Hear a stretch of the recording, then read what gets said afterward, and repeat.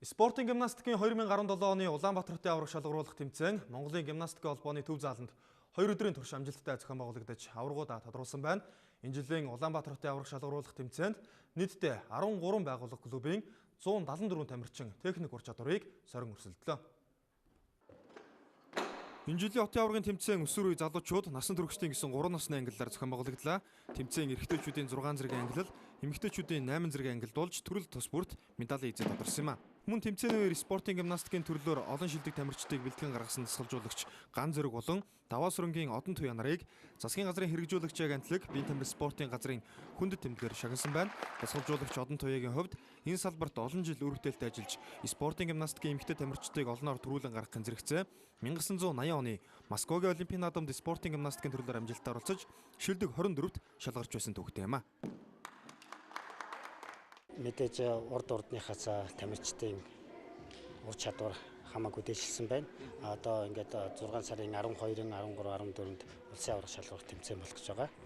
Мөн Оросын холбооны Ленинск Кузнецк хотноо олон улсын хүүхдийн эрхийн өдрийг хамгаалахын нэрмжит гимнастикийн тэмцээн болно. Энэ тэмцээнд манай өсвөрийн тамирчид эрэгтэй 3 тамирчин, эмэгтэй 6 тамирчин өрсөлдөхөөр явах гэж байгаа. Одоо энэ удаагийн хотын аварга шалгаруулах тэмцээн маань тэр тэмцээний сорил тэмцээн болж байгаагаар онцлогтой байна. Олон улсын хүүхдийн эрхийг хамгаалах өдрийг тохиолдуулан жил бүр зохион байгуулагддаг спортын гимнастикийн энэхүү тэмцээнд оролцохоор манай улсын тамирчид энэ сарын 26-ны өдөр Оросын холбооны улсын Ленинск Кузнецк хотыг зорих гэж байна. Энэ тэмцээн 1980 онд Оросын холбооны улсын Москва хотноо зуны олимпийн наадам болсон түүх үйл явдалтай холбогдож анх зохион байгуулагдаж эхэлсэн түүхтэй байд юм а. 37 дахь жилдээ болох гэж байгаа энэ тэмцээнд Монголын спортын гимнастикийн баг тамирчид сүүлийн 20 жилийн хугацаанд тасралтгүй оролцож байгаа юм байна. Энэ юу н 3-4 он тэгээ Оросын нэг 10 хэдэн нийт нэг 20 хэдэн л баг ордгийн нэлээд их нөхцөл болдгоо шүү энэ тэмцээн. Энэ тэмцээнээс Оросууд юу маш их хэмжээний тийм олимп төвдлөгийн аваргуудаа төрүүлсэн байдгийг. Тэгээд Оросын тамирчид ер нь их өндөр төвшөнд бэлтгэгдэж бага насны хүүхдүүдэд шалгаруулдаг болохоор их сайн чадaltaй хүүхдүүд их ирдэг. Муу тамирчид бол ер нь бараг байдгүй юм чинь.